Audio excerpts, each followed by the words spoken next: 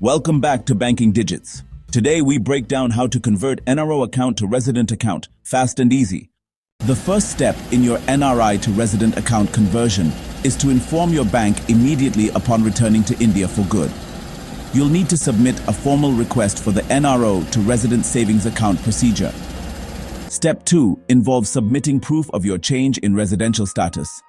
This typically means providing your passport with the cancelled employment visa or an updated Aadhaar card.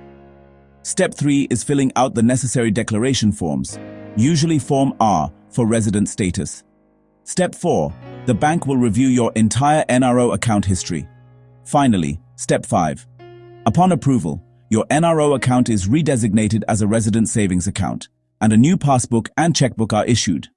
Here are 5 crucial things to remember about NRO account conversion rules to make the process smooth. 1. Taxation changes. Interest earned post-conversion is taxed in India.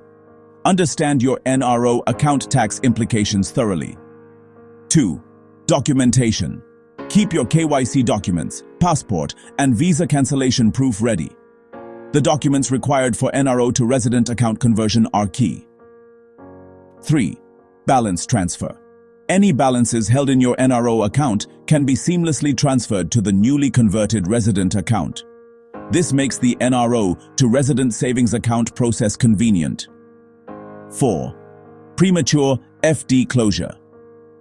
Any fixed deposits linked to the NRO account might require premature closure and rebooking under the new resident status.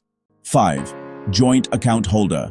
If you have a joint account with an NRI, their status may need clarification with the bank before conversion. This ensures adherence to FEMA guidelines for account conversion. Hit the like button if this helped. Subscribe to Banking Digits for more financial clarity.